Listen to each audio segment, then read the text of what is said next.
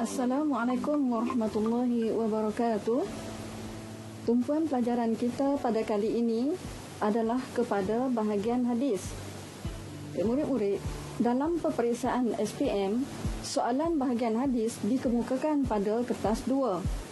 Jadi, tajuk yang akan kita pelajari pada hari ini adalah hadis tingkatan 5, pelajaran ke-7, iaitu kehidupan di dunia ibarat seorang perantau. Sebelum kita melihat kepada hadisnya, adalah lebih baik agar para pelajar dapat mengetahui apakah objektif pelajaran kita pada kali ini. Adalah diharapkan pada akhir sesi pembelajaran ini, para pelajar dapat yang pertama mengetahui maksud hadis, yang kedua, menerangkan kehidupan di dunia adalah sementara. Yang ketiga, menyatakan teknik pengurusan masa secara efektif. Keempat, menjelaskan kelebihan menyegerakan urusan kehidupan. Kelima, menyenaraikan bekalan untuk kehidupan di akhirat. Dan yang keenam, menyimpulkan pengajaran hadis. Sekarang mari kita lihat kepada hadisnya. An Abdullah bin Umar radhiyallahu anhuma qala akhadha Rasulullah sallallahu alaihi wasallam bimankibi faqala kun fid dunya ka'annaka gharibun aw 'abiru sabilin wa kana Ibnu Umar yaqul idza amsayta fala tantaziri as-sabah wa idza asbahta fala tantaziri al-masa' wa khudh min sihhatika limaradika wa min hayatika limautika. Maksudnya, daripada Abdullah bin Umar radhiyallahu anhuma berkata, Rasulullah sallallahu alaihi wasallam memegang bahuku seraya bersabda, jadikanlah diri kamu di atas dunia ini sebagai seorang perantau atau pengembara. Ibnu Umar berkata, apabila kamu berada pada waktu petang, janganlah tunggu menjelangnya waktu pagi. Apabila kamu berada pada waktu pagi, janganlah tunggu menjelangnya waktu petang. Gunakan peluang untuk beramal semasa kamu sihat, untuk persediaan ketika kamu sakit, dan semasa kamu hidup untuk persediaan matimu. Pelajar-pelajar sekalian, dalam peperiksaan, apabila berdepan dengan soalan hadis, amat penting bagi para pelajar mengetahui apa yang nak disampaikan oleh hadis tersebut. Misalnya, apabila pelajar melihat saja kepada hadis ini, maka seharusnya diminta pelajar dah tahu bahawa hadis ini nak menceritakan tentang apa. Untuk itu, sama-sama kita perhatikan apakah intisari hadis ini.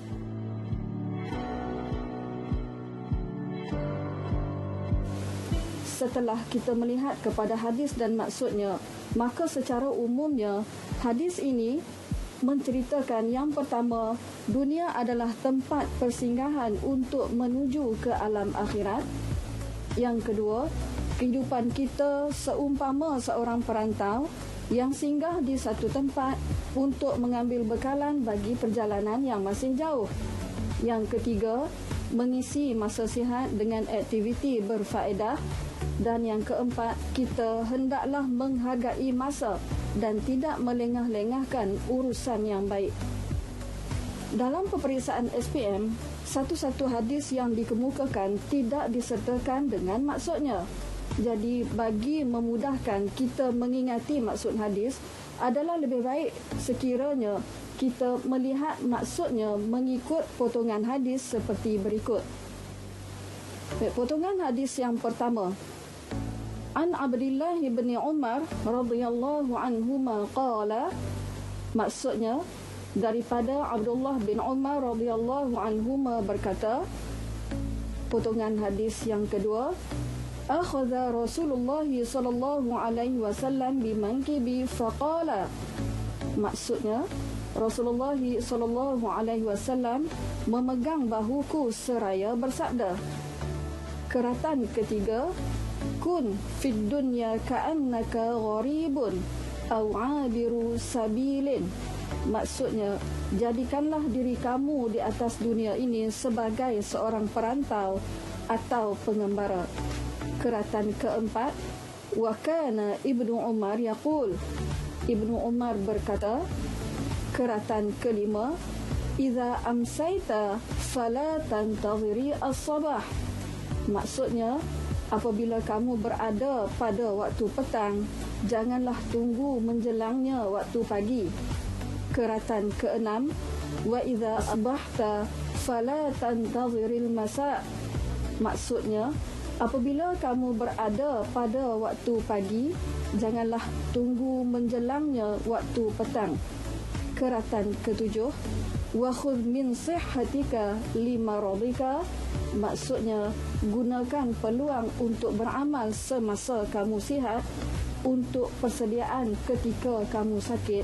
Dan keratan yang ke-8, wa min hayatika limautika. Maksudnya, dan semasa kamu hidup untuk persediaan matimu.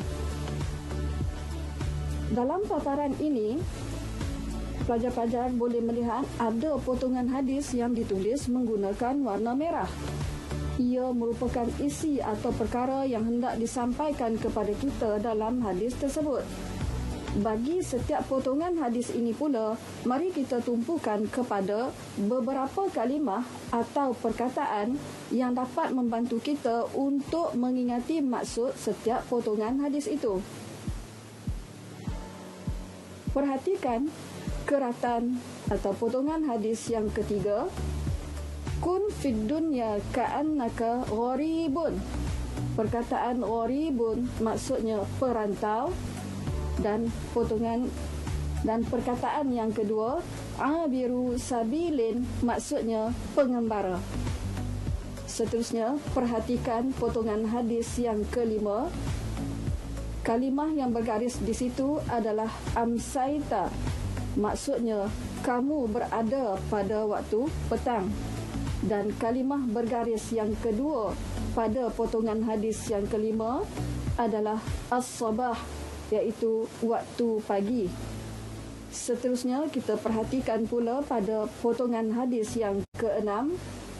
Kalimah yang bergaris di situ adalah asbahta, maksudnya kamu berada pada waktu pagi. Dan kalimah yang bergaris yang kedua adalah al-masa, iaitu waktu petang. Seterusnya, perhatikan pula potongan hadis yang ketujuh. Perkataan yang bergaris di situ adalah sihhatika, maksudnya kamu sihat. Sihat dalam bahasa Arab bermaksud sihat. Dan yang kedua, kalimah yang bergaris yang kedua adalah limaradika, maksudnya ketika kamu sakit. Marad, perkataan dalam bahasa Arab membawa maksud sakit. Seterusnya, perhatikan pula pada potongan hadis yang ke-8. Kalimah yang bergaris di situ adalah hayatika, maksudnya kamu hidup. Hayat, maksudnya hidup. Dan perkataan bergaris yang kedua adalah limautika, maksudnya matimu. Maut, maksudnya mati. Hal ini dapat membantu para pelajar bagi menjawab soalan maksud potongan hadis atau kalimah yang bergaris, wafil, dan seterusnya menyimpulkan pengajaran hadis. Sekarang mari kita lihat hadisnya. An Abi Hurairah qala Rasulullah sallallahu alaihi wasallam, innallaha qala man 'ada li waliyan faqad adzantuhu bil harbi wa ma taqarraba ilayya 'abdi bi syai'in ahabba ilayya mimma aftaratu alaihi wa ma yazalu 'abdi yataqarrabu ilayya bin nawafil hatta uhibbahu fa idza ahbabtuhu kuntu sam'ahu alladhi yasma'u bihi wa basarahu alladhi yubsiru bihi wa yadahu allati yabtishu biha wa rijlahu allati yamshi biha wa in sa'alani la u'tiyannahu wa la in ista'adhani la u'idhannahu. Maksudnya, daripada Abu Hurairah berkata, Rasulullah sallallahu alaihi wasallam bersabda, sesungguhnya Allah berfirman, sesiapa yang memusuhi waliku, aku isytiharkan perang ke atasnya. Tiada amalan untuk mendekatkan diri kepadaku yang lebih aku sukai selain daripada amalan yang aku fardukan. Hambaku yang mendekatkan diri kepadaku dengan sentiasa melakukan amalan sunat di samping amalan-amalan wajib, aku lebih mengasihinya. Apabila aku mengasihinya, pendengarannya, penglihatannya, tangan yang digunakan untuk memegang dan kaki yang digunakan untuk berjalan, semuanya berdasarkan keredaan dan kawalanku. Jika dia meminta kepadaku, aku memperkenankannya, dan jika dia memohon perlindunganku, aku akan melindunginya. Pelajar-pelajar sekalian, dalam peperiksaan, apabila berdepan dengan soalan hadis, amat penting bagi para pelajar mengetahui apa yang nak disampaikan oleh hadis tersebut. Misalnya, apabila pelajar melihat sahaja kepada hadis ini, maka seharusnya diminda pelajar dah tahu bahawa hadis ini nak menceritakan tentang apa. Untuk itu, sama-sama kita perhatikan apakah intisari hadis ini. Setelah kita melihat kepada hadis dan maksudnya sebentar tadi, maka secara umumnya hadis ini, yang pertama, Allah mengharamkan permusuhan dengan orang-orang yang beriman dan bertakwa. Yang kedua, untuk mencapai kedudukan yang tinggi di sisi Allah, kita mesti taat perintahnya serta membanyakkan amalan sunat. Yang ketiga, apabila seseorang itu dikasihi Allah, Allah akan memberi petunjuk kepadanya untuk melakukan kebaikan serta memperkenankan doanya. Dalam peperiksaan SPM, satu-satu hadis yang dikemukakan tidak disertakan dengan maksudnya. Jadi, bagi memudahkan kita mengingati maksud hadis, adalah lebih baik jika kita melihat maksudnya mengikut potongan hadis seperti berikut. Potongan hadis yang pertama.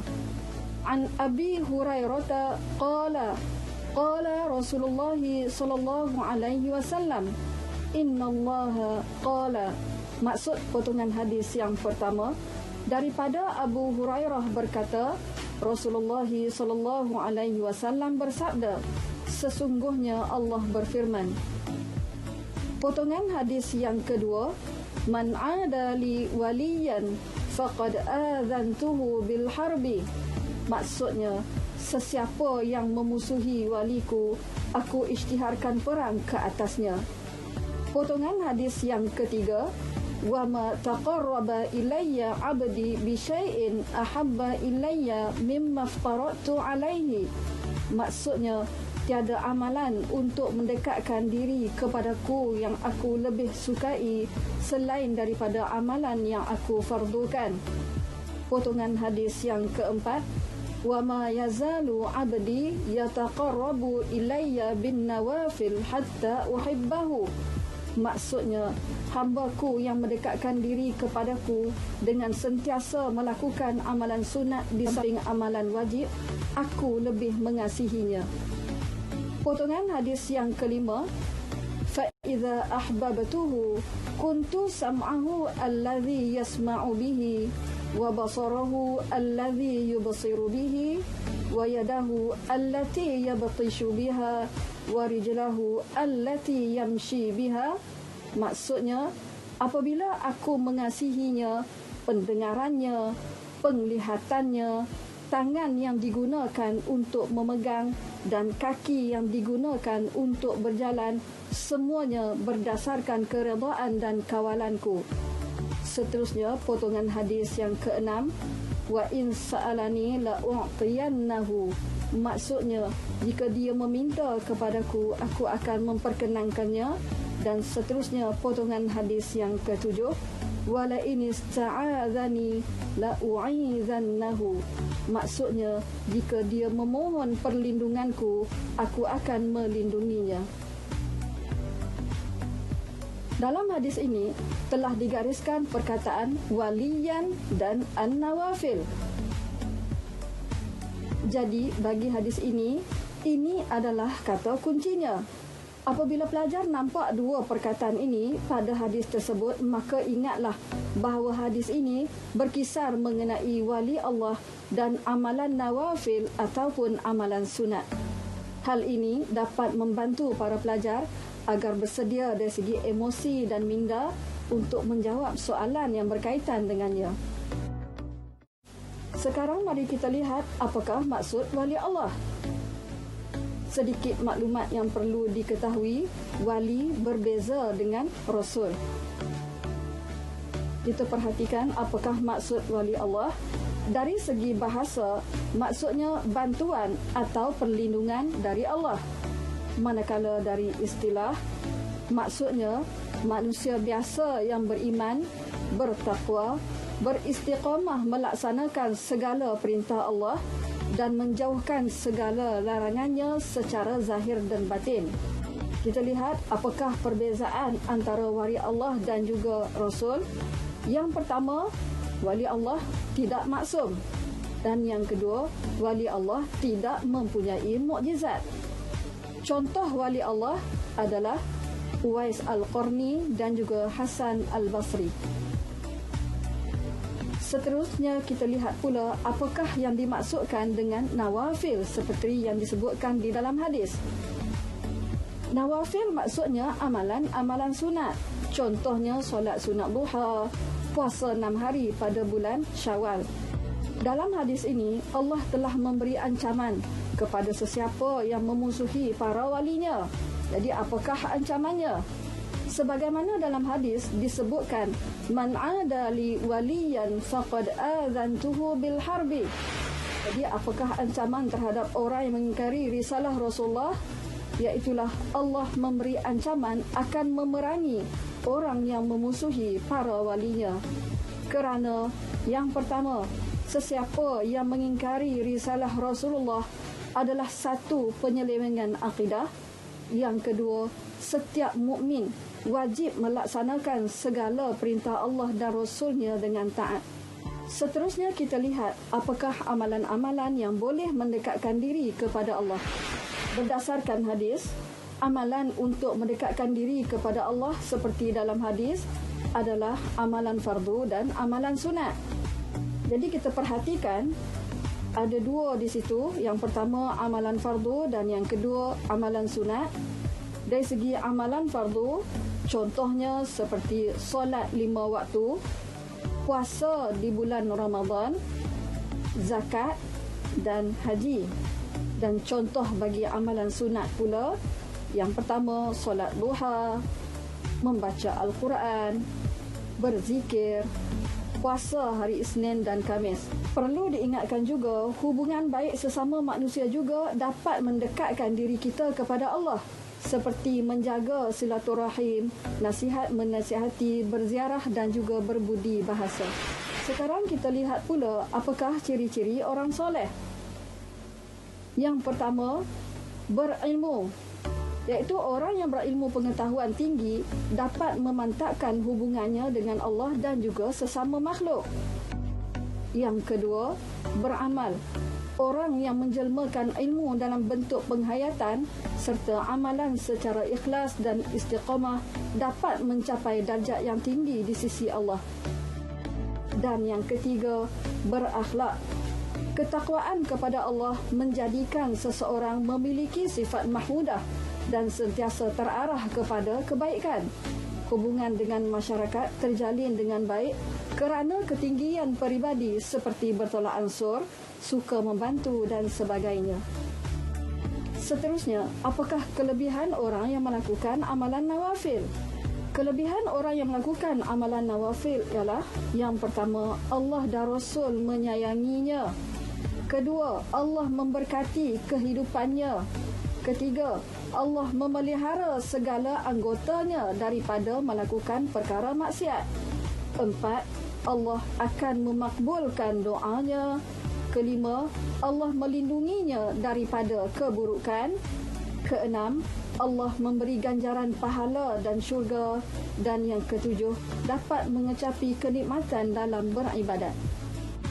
Seterusnya kita lihat apakah pengajaran yang dapat kita ambil daripada hadis ini.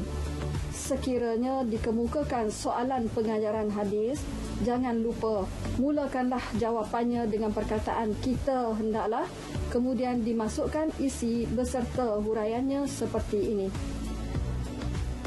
Kita hendaklah melaksanakan segala perkara yang difardukan agar dikasihi Allah.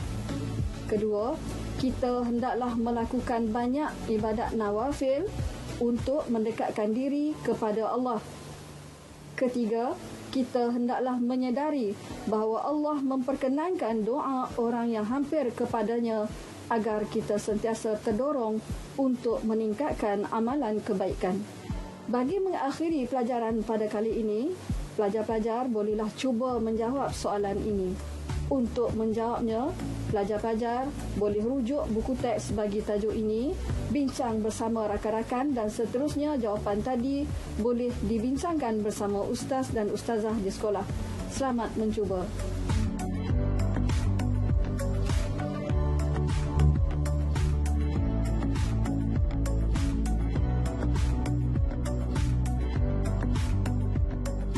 Sekian, Assalamualaikum warahmatullahi wabarakatuh.